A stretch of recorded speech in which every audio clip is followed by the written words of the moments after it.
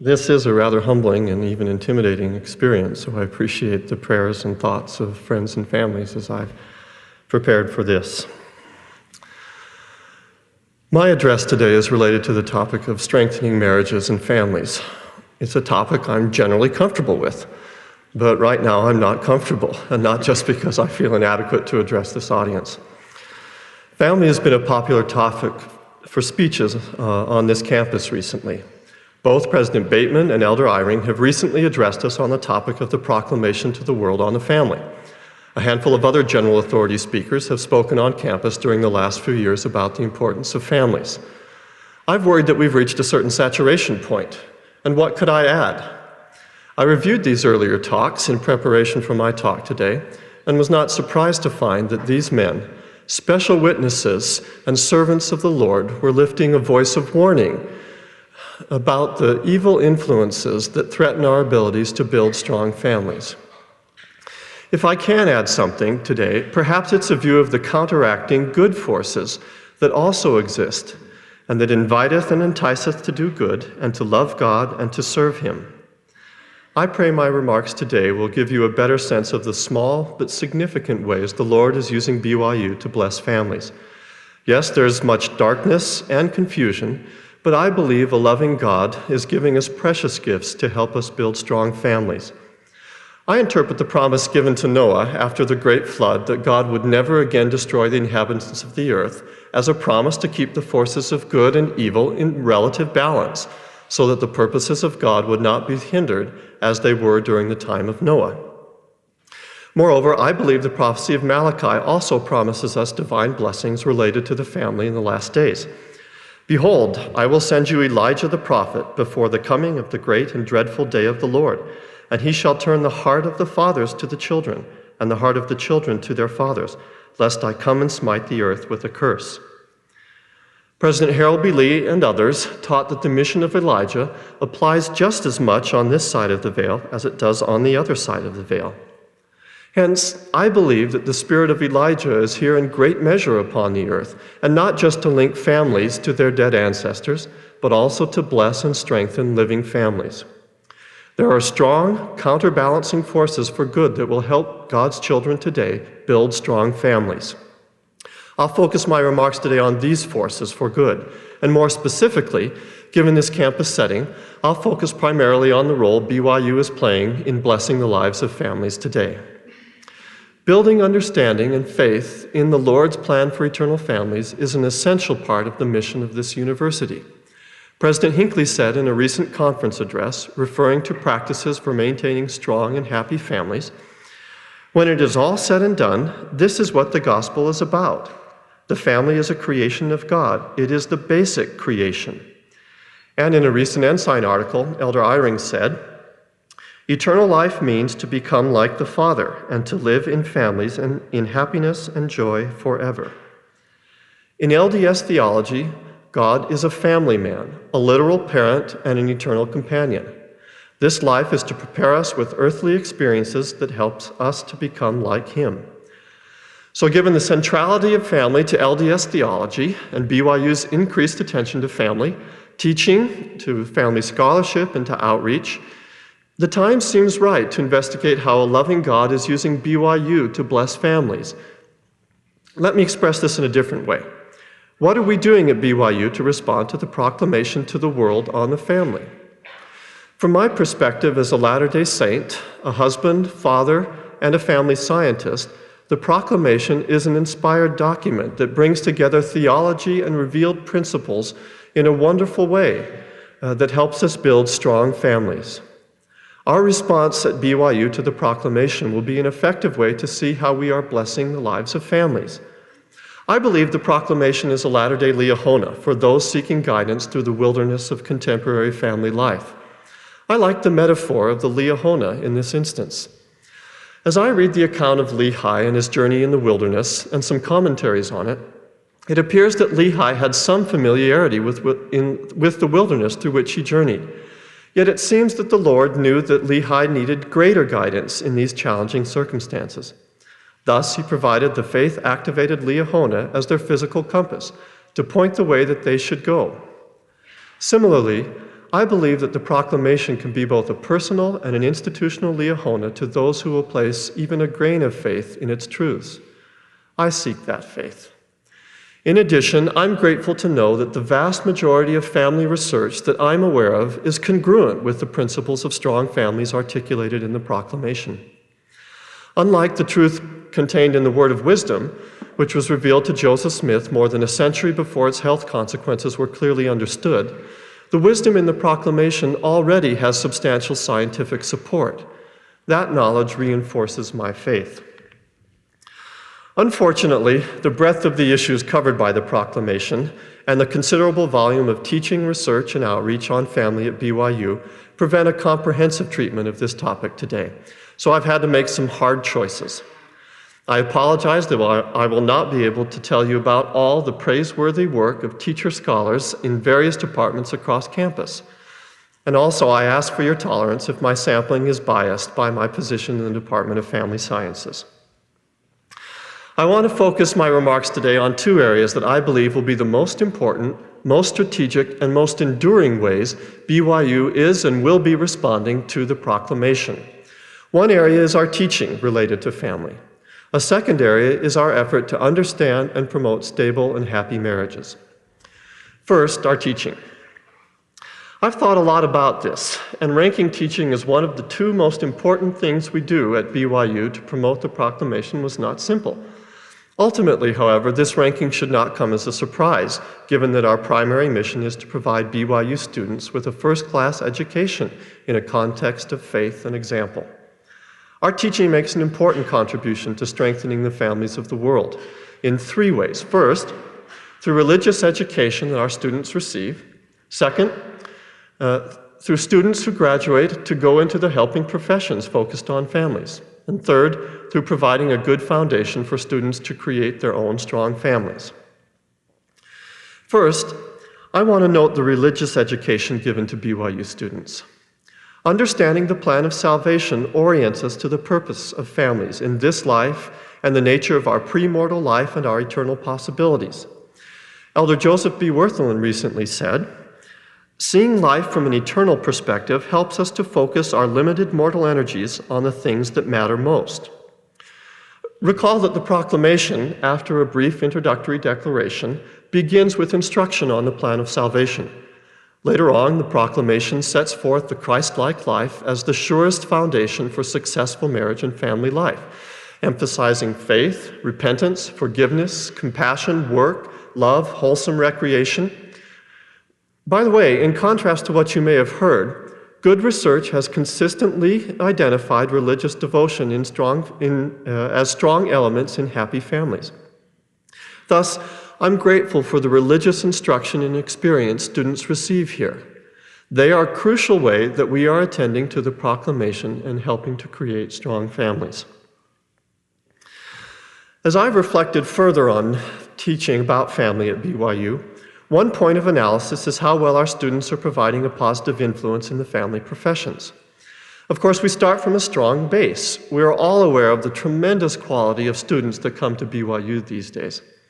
Our students studying family who desire graduate work routinely go to the very best programs in the country. We place hundreds of students each year in clinical programs in marriage and family therapy, social work, and psychology, as well as programs focused more on education and research. Our own graduate programs related to family studies are well thought of. I believe the values these students have and the training they receive here and at other institutions combine to create a group of talented professionals that helps many people prepare for and deal with challenging family problems. To illustrate, I spoke recently with a friend and a graduate of our marriage and family therapy program. I'll call her Kate. During our conversation, Kate recounted to me an inspiring story in her work as a therapist. She had recently received a note from a couple she had helped 5 years ago, and they expressed their appreciation for her efforts. "Thanks for not giving up on us," the card said. They were doing great. She said that this temple-married couple first came to her with a set of common but very serious problems. He had returned from his mission and quickly married a young woman whom his parents wanted him to marry. A baby came within a year. He began feeling smothered and regretted his quick marriage and lack of freedom. He spent most of his time away with friends. She was needy, she was lonely and depressed. They sought professional help, but after working with my therapist friend for 6 months, nothing was getting better. At one critical session, the couple begged the therapist to acknowledge the failure of their marriage and justify their strong mutual desire to get a divorce. "We just can't do it," they said. Kate's trained professionalism covered her natural response. "You're telling me?" Kate said she was as frustrated as the couple was. At that time, she did not have a great deal of clinical experience, did not know what else to do, and felt that there just was no way to save this marriage. Perhaps it was time to end marriage counseling and to begin divorce counseling. Kate herself had experienced the divorce of her parents growing up and survived. She was not a stranger to divorce. But something stopped her natural response. Instead, she gently refused to provide the justification the couple wanted. She appropriately placed the burden back on them. "You are the ones who will have to decide to break your covenants," she said. "You're the ones who will have to live with your decision." The couple returned 2 weeks later, and they were strangely affectionate and responsive to each other. The therapist asked for an explanation. The husband responded, "I thought a lot about it. I just decided I was going to be committed to this marriage. That's all." With that commitment, they began working on their challenges together with Kate's help and resolved many of their problems. Now, perhaps there's nothing terribly unusual about this therapeutic incident, but I can't help but wonder what another therapist, one without a strong faith in the eternal nature of families, would have said at that critical moment when an eternal family hung in the balance. In addition to fine clinicians every year, we also seed the academic institutions of the United States and beyond with talented young scholars who studied families as undergraduate and graduate students at BYU. As a matter of fact, I just heard Friday of another student of ours, a master's student, who just accepted a position at one of the very best institutions in the country. Indeed, our numbers on the National Council on Family Relations, a national academic and professional organization to which many family scholars here at BYU belong, are large enough that we have to be a little careful. A few years ago, a colleague of mine in another university was observing the large number of BYU people who were at our national conference, and half jokingly, but half annoyed, asked me if we were trying to take over the world. I admit my casual response to her was not completely honest. Our disproportionate presence in organizations like this are in part a result of the large number of students at BYU studying families. This is a phenomenon that requires some explanation and analysis. Over the past 10 to 15 years, there has been tremendous growth in the number of students studying families.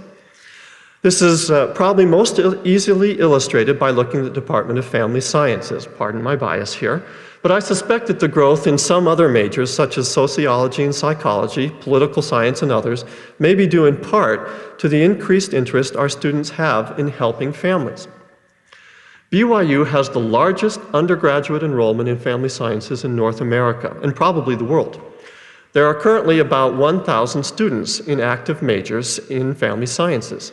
The department now teaches the most credit hours of any academic unit in the university. Since 1989, the number of enrolled students in the active majors that comprise family sciences has grown 200%. What explains this growth? It's tempting just to see it as following the national trend. Family sciences and human development departments across the country have experienced a growth rate of almost 150% since the mid-1980s. The increasing enrollment nationwide is probably due to such factors as an increased interest in family and human development issues and services, a concern for family problems, and more students coming to college from challenging family backgrounds who desire to prepare for more effective family life. Each of these explanations applies to BYU as well, but I'm convinced that there's a deeper spiritual motive behind the growth.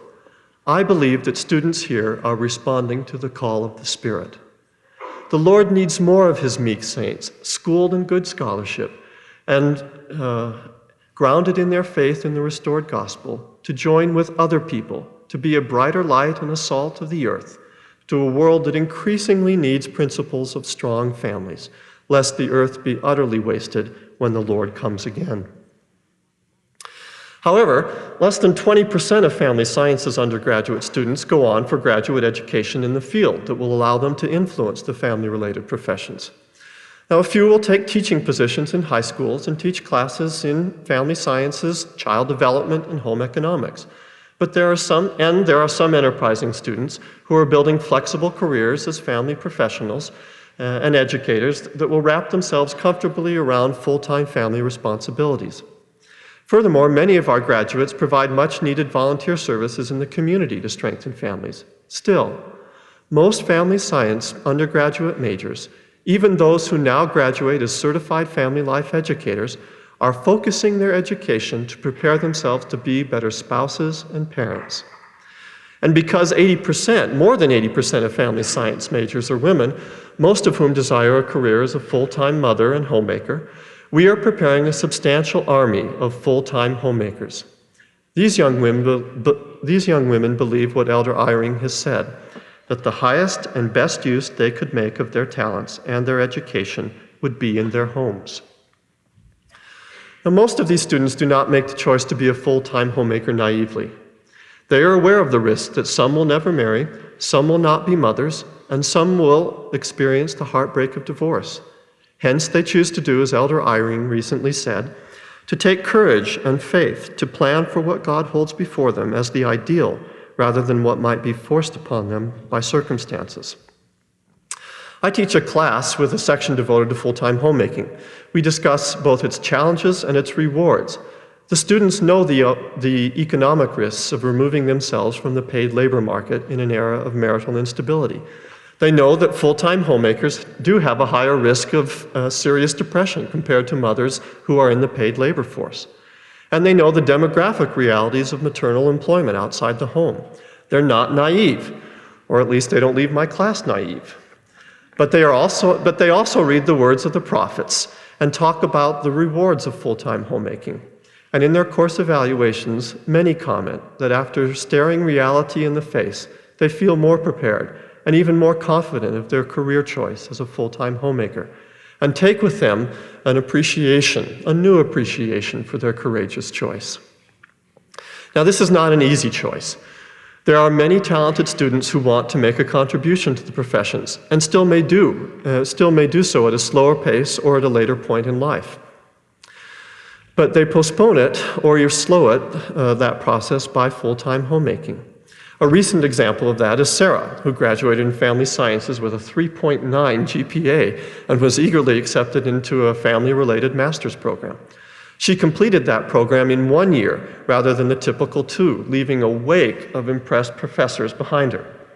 She recently had a scaled-down version of her master's thesis accepted for publication in one of the leading journals in the field.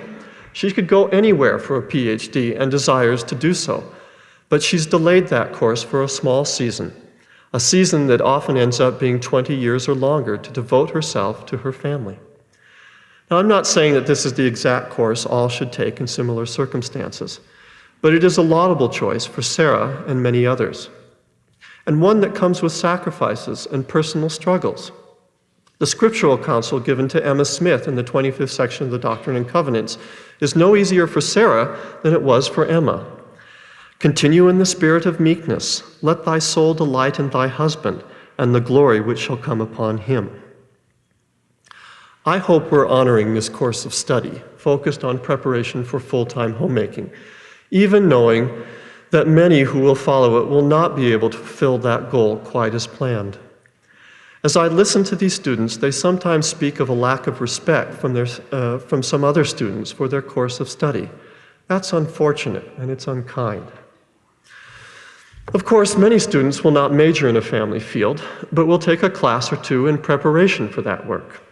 Helping so many students prepare for marriage and parenting, I believe, is one of the most important things we do at BYU to promote the principles of the proclamation, and that helps to counterbalance the forces of family disintegration. Now, although I give our teaching efforts about family good grades thus far, we can do more. An exact figure is difficult to come up with, but I estimate that only about 20% of BYU undergraduate students take a class focused on family. And given that women make up a majority of students in these classes, I suspect that the proportion of male students who take a course focused on family may be less than 5%. Men, you will benefit from preparing yourself for the work of marriage and parenting as well. President Faust quotes Elder G. Homer Durham, who said, "Man has obligations to learn the difficult art of fatherhood in homemaking." I hope we can increase the proportion of BYU students, especially men, who take advantage of the wonderful resources we have here to prepare them for family life. One major initiative on the horizon that I hope will increase the number of students taking a family course is a class being developed that focuses directly on the proclamation to the world on the family. The class will bring together the best gospel scholarship and the best family scholarship in a way that promotes a deeper understanding and commitment to the principles in the proclamation. It will also provide valuable practical information. Development of this course will be benefited by the production of an edited volume on the proclamation now being done under the direction of the Center for Studies of the Family. Scholars will integrate faith and reason in relation to the topics covered in the proclamation. This volume will be an important resource for the course, as well as bless the lives of saints throughout the church. The availability of a new course is only a small thing in the substantial scope of the BYU undergraduate experience. But like the Liahona, by small means the Lord can bring about great things. I'm confident that students who will take this class will be better able to achieve their desires for happy families and to articulate the principles of the proclamation. I want to extend a challenge to BYU students. First, take seriously your religious education and experience here. As you build faith in the teachings of Jesus Christ and incorporate Christian virtues into your character, they will provide you with the surest foundation possible for building and maintaining a happy and successful family. In addition, prayerfully consider taking advantage of other courses that will increase your knowledge and skills for a strong marriage and family. At BYU, all students receive a solid general education to be more effective thinkers and writers, to be better citizens in the community and nation, and to lead healthier lives and to appreciate the arts. This is great. But the greatest source of growth and happiness in your life will come from your family relationships. I especially want to invite male students to consider this invitation. Preparation for your work within the walls of your future home is even more important than preparation for your work in the marketplace. Please do not be tempted to think that your wife or your wife-to-be will be able to care for your family without much need of your help.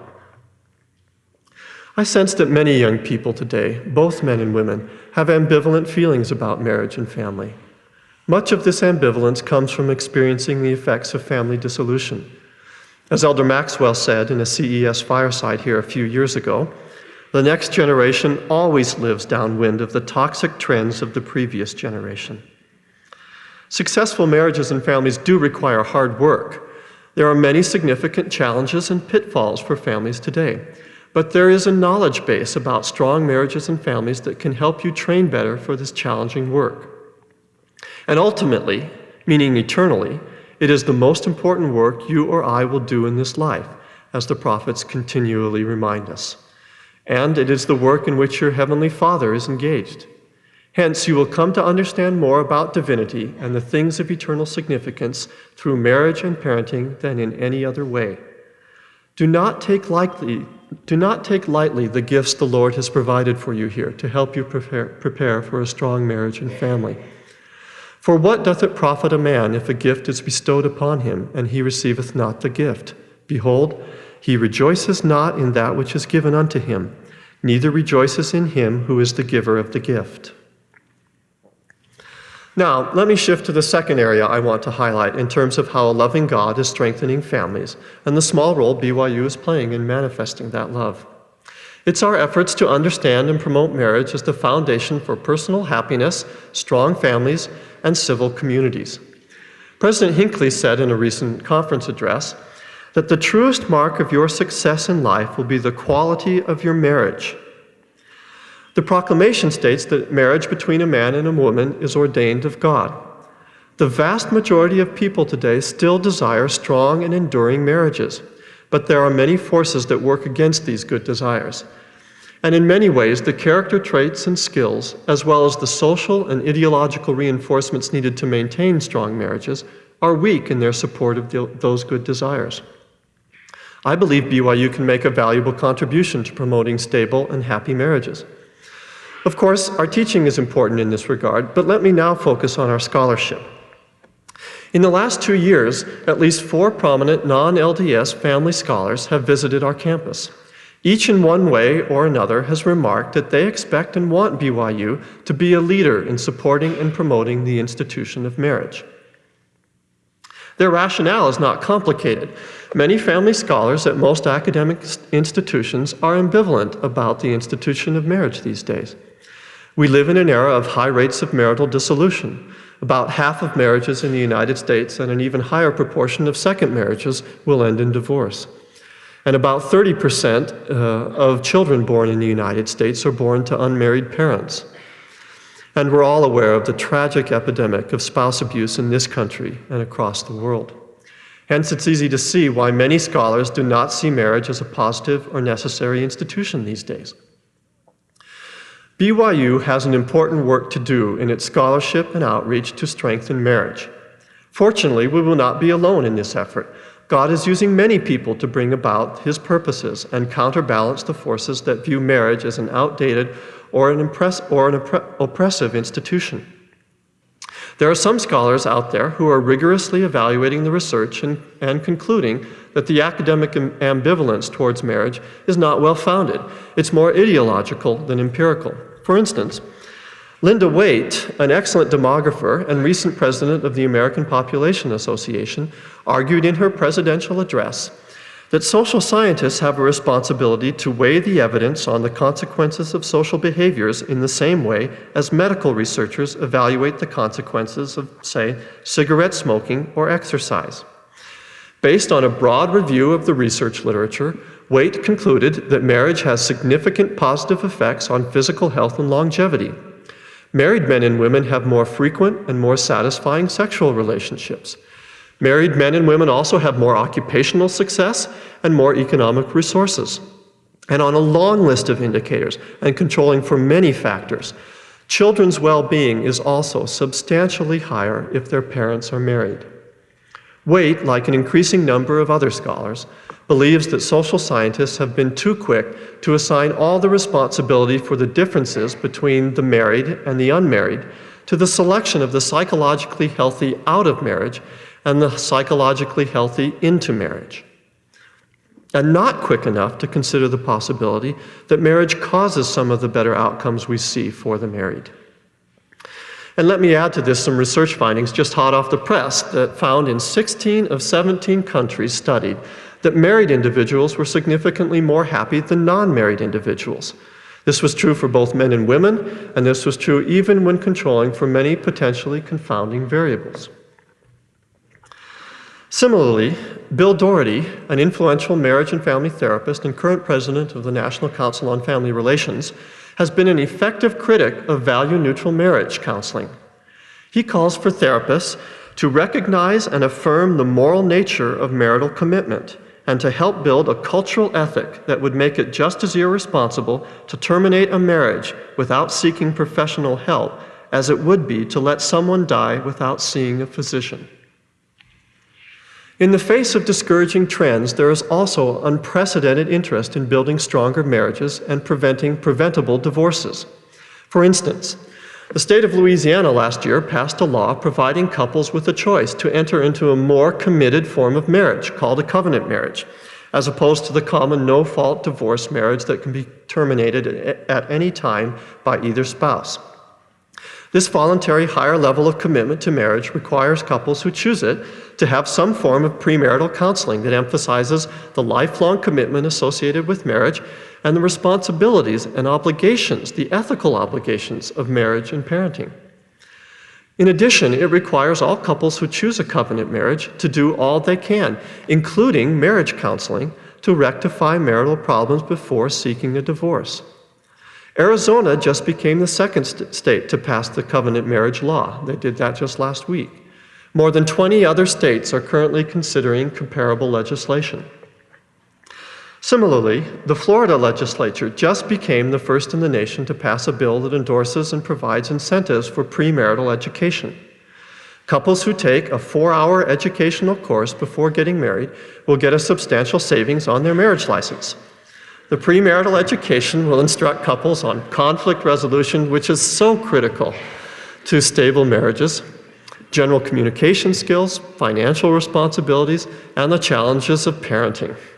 Instruction may be given by counselors, educators, or clergy. Perhaps even more significant is that the legislation also includes a requirement for 9th and 10th graders to complete 1/2 credit in life management skills to include marriage and relationship skill-based education. Now, I'm not sure what effects policies like these will have. Overall, perhaps not much. On the other hand, law can be a powerful symbol for what we hold important as a society. I do believe, though, that policies like these are influenced by the Lord's Spirit because He desires to bless His children in their wishes for strong marriages. What are we doing at BYU with our scholarship to strengthen marriage? Again, my sampling is biased, but let me highlight 3 ongoing efforts. First, an interdisciplinary team of BYU scholars recently was invited to participate in a study of covenant marriage. Time won't permit me to tell you how this opportunity came about, but I believe the Lord's hand was in it. We will participate with a national team of scholars to observe changes over the next 5 years in Louisiana with regard to attitudes about marriage and divorce, and will study the decision-making processes of couples deciding whether to get a covenant marriage or a no-fault divorce marriage. This should be fascinating. In Louisiana, when he asks, "Will you marry me?" she's likely to respond with the question, "What kind?" Some couples may have their first and last argument over which type of marriage they want. We'll also study already married couples as they think about converting their vows to a covenant marriage. Thousands of couples in Louisiana have already upgraded. The potential to learn how people are thinking about marriage these days is tremendous, and we hope to discern if divorce rates will be reduced by these changes. A second ongoing project to strengthen the institution of marriage comes from Professor Lynn Wardle in the law school. Professor Wardle has been pretty much a lone voice among legal scholars defending marriage as a heterosexual relationship. There are significant efforts to legalize marriage for homosexual couples. Professor Wardle has been active in his scholarship and advocacy, including some involvement in the recent Hawaiian court case, attempting to point out the risks of such a course of action. His scholarly advocacy is unpopular among legal scholars and has come at some professional cost. Given the prevailing philosophies of the day, Professor Wardle has a difficult task to defend marriage as a union exclusively between a man and a woman, as the proclamation says. And he doesn't get enough help from social scientists to do this. Without more work in this area, Professor Wardle's legal defense of traditional marriage will be difficult.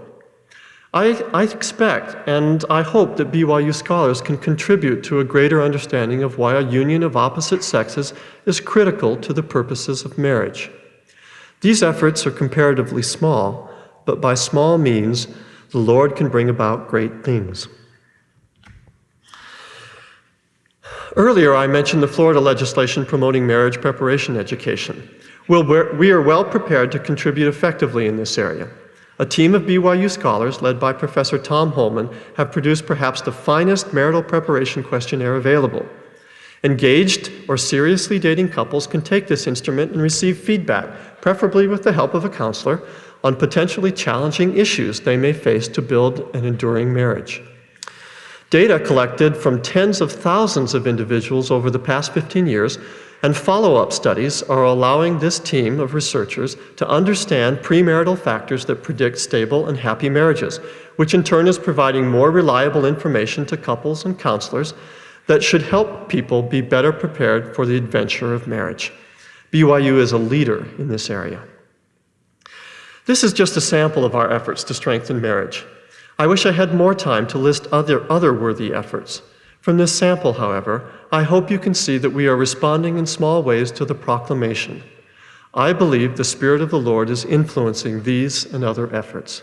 I'm satisfied that these small offerings are acceptable to the Lord and that He will multiply them in our day, just as he multiplied the fishes and loaves to feed the hungry during his earthly ministry long ago.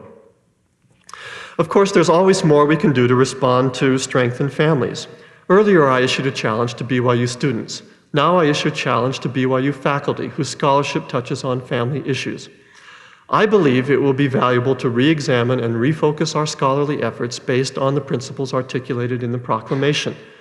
Just as the Liahona pointed the way Lehi's family should go and led them in the more fertile parts of the wilderness, I believe that if we give greater heed to the proclamation as our guide in family scholarship, it will lead us in the more fertile parts of the academic wilderness to a bountiful land with much intellectual fruit. I'm speaking as much or more to myself as to others. I've concentrated my scholarship in the area of fathering. In the proclamation, the most specific language regarding fathering is that by divine design, fathers are to preside over their families in love and righteousness and are responsible to provide the necessities of life and protection to their families. As I think about two of these concepts, presiding and protecting, I cannot think of two less studied aspects of fathering than these. The concept of paternal protecting has received little attention, despite its obvious relevance to modern-day life with its many physical and spiritual dangers. And the concept of paternal presiding has not received much direct investigation either. Contemporary notions of egalitarian relationships, which are generally good, probably inhibit investigations of how fathers can preside in their families. Perhaps most family scholars have difficulty seeing how presiding can be a positive feature of family life, or how this can be reconciled with the obligation to help each other as equal partners, as it is in the proclamation. Anyway, as I think out loud, I can see much potential for intellectual fruit in the study of the concepts of paternal presiding and protecting. Yes, there would be pitfalls and dangers as I journey through this scholarly wilderness. It was not easy for Lehi and his family either. They experienced trials and afflictions as they traveled in the wilderness. For many, but they were guided, protected, and prospered as they followed their Liahona. I pray these blessings will flow our way as we place greater faith in proclamation principles and allow them to lead us in fruitful paths. In conclusion, I'm grateful for a loving God who gives when we ask and opens doors to us when we ask them. There is a great need for a lot of asking and knocking these days when it comes to building strong marriages and families. And I'm convinced that in an area so important to our temporal happiness and to our eternal welfare, the Lord offers to all his children bread, not stones, with milk and honey and without price. For he doeth not anything save it be for the benefit of the world, for he loveth the world. God is offering many gifts, and I pray that our small efforts at BYU to strengthen will be accepted by the Lord.